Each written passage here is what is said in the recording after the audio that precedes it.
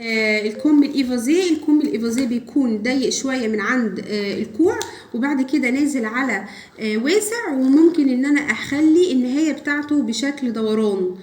ممكن ان انا اركب فيه تطريز، اركب فيه شريط ستان، احط عليه شغل خرز مناسب للعبايات، مناسب للتونيكات، وممكن كمان اعمله فستان سواريه. يعني اقدر اوظفه باكتر من طريقه. دلوقتي عرفنا شكل الكم، نشوف كمان طريقه تصميمه على الباترون. معايا الباترون بتاع الكم الاساسي اللي احنا متعودين ان احنا بنشتغل بيه. هشف كل الخطوات. بعد ما اشف الخطوات اعمل خطوتين زياده. دلوقتي هنشف.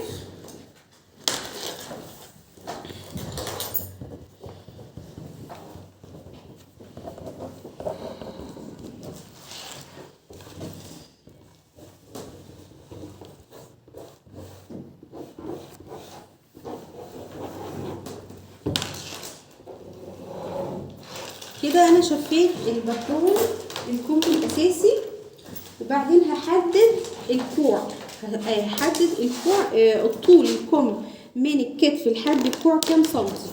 نفرض ان احنا قسناه الشخص اللي احنا هنعمل، البنت مثلا، السيده اللي احنا هنعملها لها، وبعد كده حددنا مثلا ان طول الكوع عند نقطه 32 وليكن 32.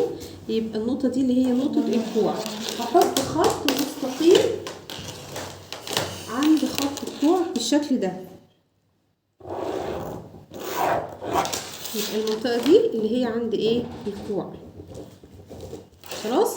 النقطة دي المفروض ان انا هرسم خط ينزل على واسع من هنا، وينزل على ضيق وعلى ما فيش من هنا. ليه؟ علشان اضيق المنطقة بتاعة الكوع. هنبدأ بالخط اللي هو على واسع.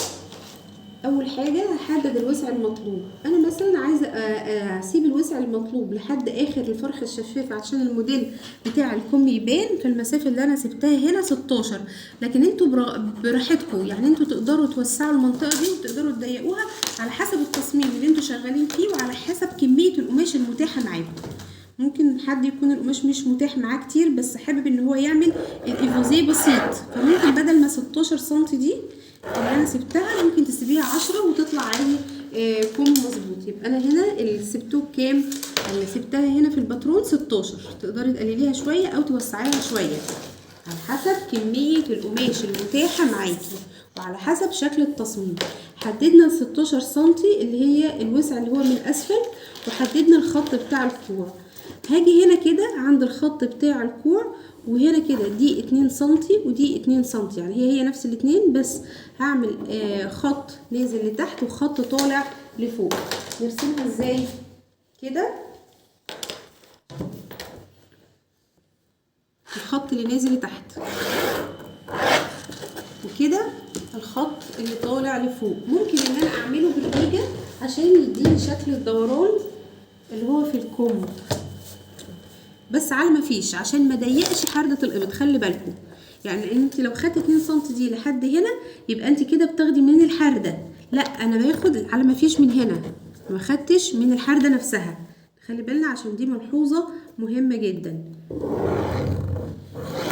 الجزء ده المفروض ان هو ما يبانش معايا ان هو خط منكسر، يبان ان هو منحنى. في حاجه اسمها تنعيم المنحنيات. يعني ايه؟ ان انا الخطوط المنكسره عندي لما اجي اخيطها على المكنه تبقى خطوط منحنيه كده، فيبان انسيابي. دي اول خطوه. تاني حاجه، بعد ما اقص الكم ده على القماش وبعد ما اخيطه بعمل حاجه اسمها فرد. يعني ايه فرد؟ فرد يعني قصه بالمقص بتعمليها هنا تفتيح خياطات، عشان لما تقلبي الكم ده وتكويه ما يبقاش مشدود من هنا ومزرزر، يبقى شكله انسيابي ونازل شكله جميل. ودلوقتي هنوضح شكل الكم بالقلم الماركر عشان يكون واضح اكتر معانا في الفيديو. دي حردة الكم، وهنا كده الجزء الاعلى من التصميم اللي احنا خدناه ضيق من عند الكوع وطالع على ما فيش، وده الجزء الاسفل من التصميم نازل على واسع.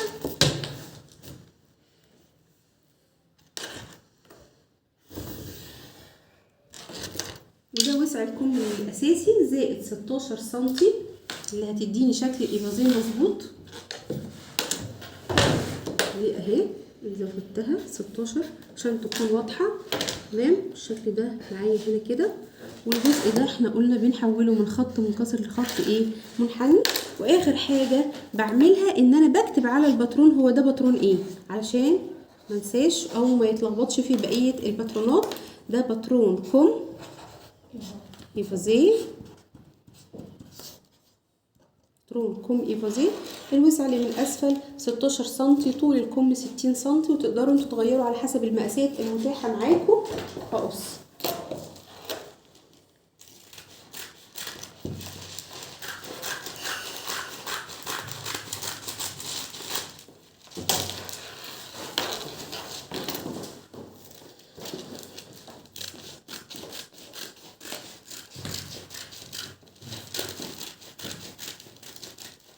الحته دي بنقصها بشكل منحني.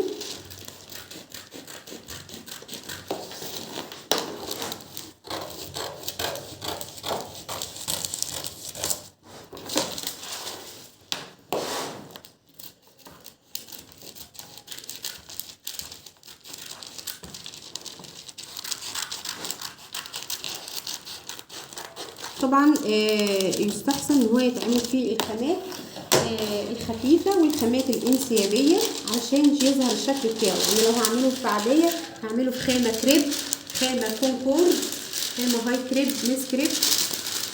ينفع في عاديه صيفي شيفون، يبقى شكله طبعا جميل جدا. وكده يبقى خلص الشغل بتاعنا.